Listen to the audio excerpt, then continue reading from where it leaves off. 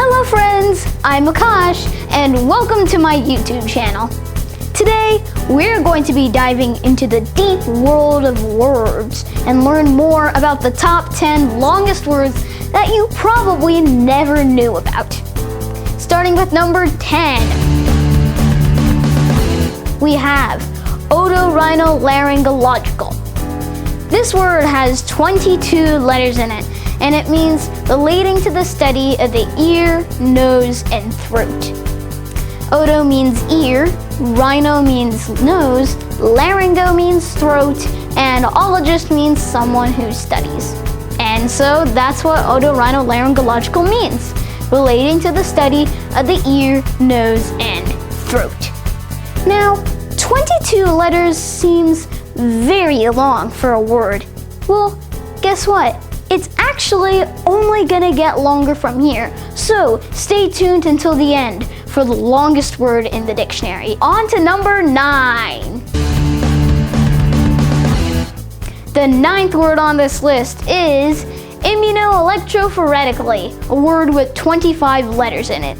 This word means in a way that utilizes electrophoresis. What is electrophoresis? Well, it's the motion of charged particles in a fluid under the influence of an electric field. That's where the electro in electrophoresis comes from. I'm rolling to word number 8, which is pneumoencephalographically. This 26-letter long word means using an old radiographic technique for examining the brain. What is that technique? Well, it's called pneumoencephalography. So just by that, you can kind of see how we got our main word here. All right, guys, word number 7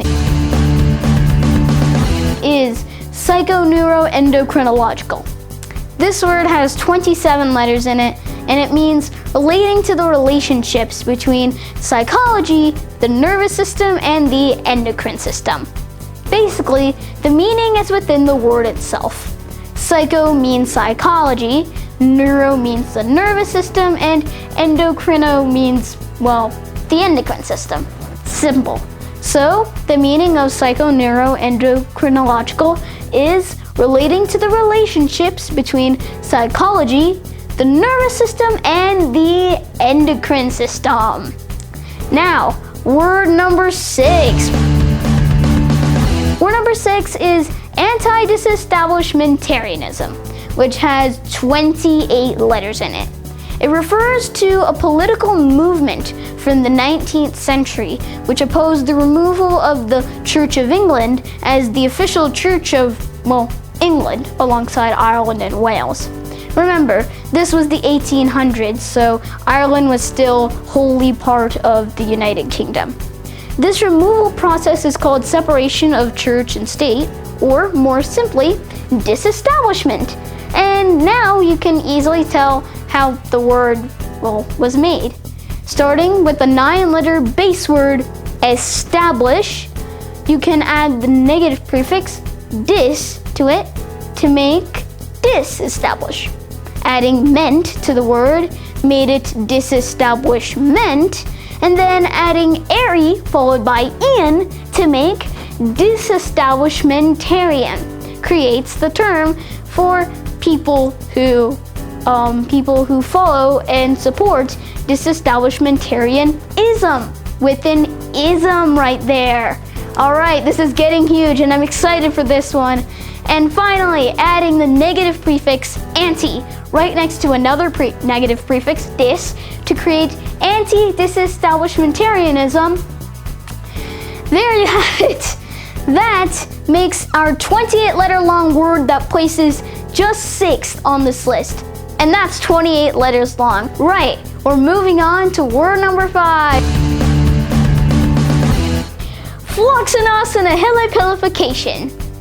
This 29-letter word means the action of evaluating something as worthless, which is rather ironic given the fact that this word is kind of worthless.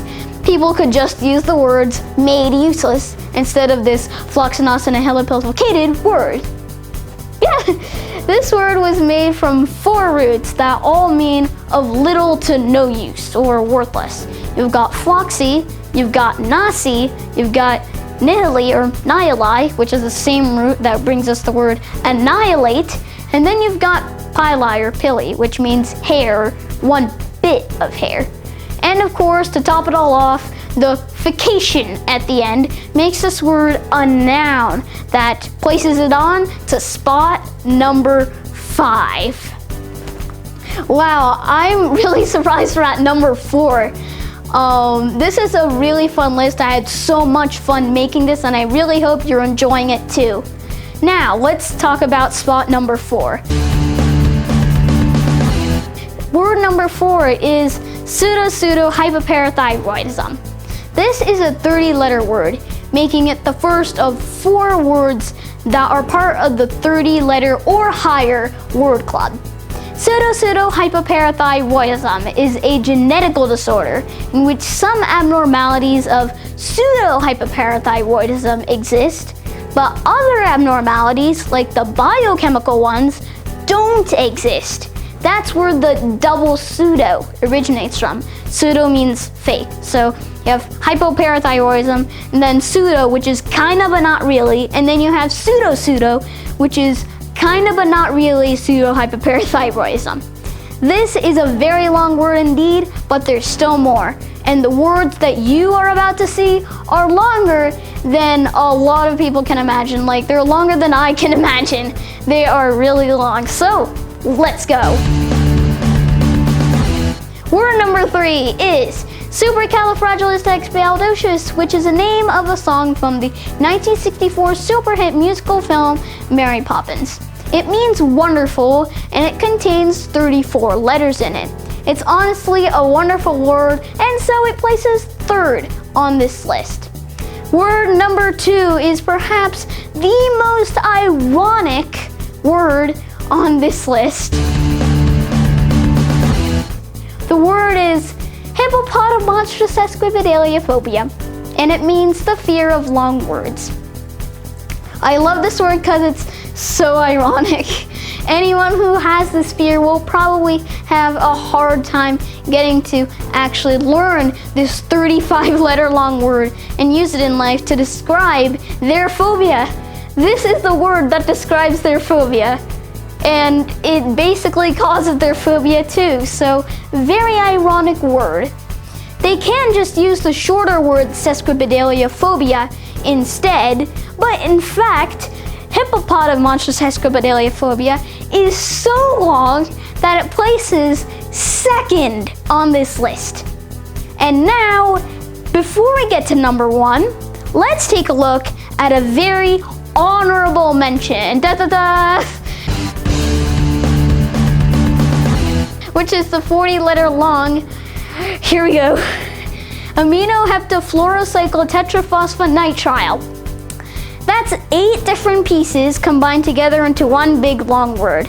That's amino-hepta-fluoro-cyclo-tetraphospho-nitrile. No, that's 7. But this is actually just a chemical compound, which technically isn't really considered a word by most linguists. So, with that in mind, let us progress to the final word. This is the one that everybody's been waiting for. The longest word in the English language is 45 letters long.